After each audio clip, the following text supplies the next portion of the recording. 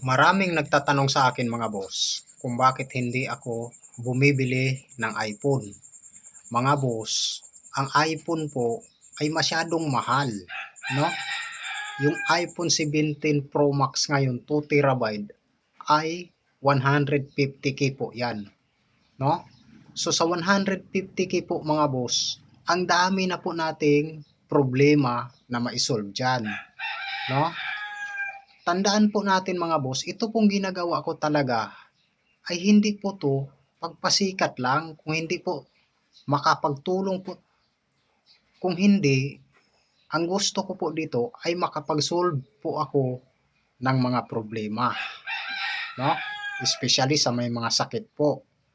Kaya yung mga nagsasabi po kung bakit hindi ako bumili ng iPhone, lalo na po sa aking mga basher, ito po yung tamang sagot ko diyan mga boss. Mahal masyado para sa akin ang 150k, no? Para sa iPhone na 'yan. Ang akin po, kahit ganito lang yung kamera ko, makatulong lang ako sa kapwa ko mga boss, masaya na po ako diyan. Opo, nangangarap po ako na magkaroon na ako ng ganyang cellphone, kahit second hand lang po. Pero wala po akong pangbili ng ganyan, no?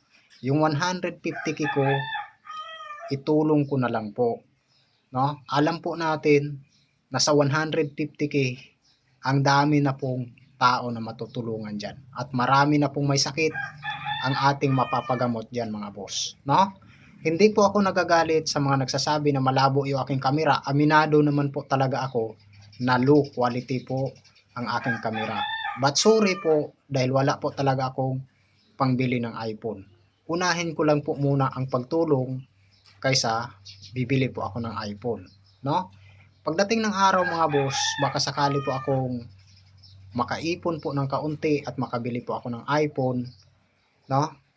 Bibili po ako ng iPhone. Pero now po, marami pa pong nangangailangan ng tulong ko at wala pa po akong budget para dyan sa iPhone na sinasabi nyo. Pagpasensyahan nyo muna at pagtiyagaan nyo po muna itong aking kamera. Ang masasabi ko lang po mga boss, mas mahalaga po sa akin ang buhay kaysa ano pa mang material na bagay, no?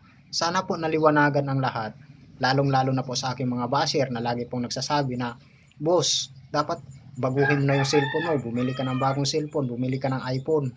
Mga boss, unahin ko po muna ang pag-solve ng buhay bago ako bibili ng mamahaling bagay, no? So yun lang po, sana naunawaan po ng lahat.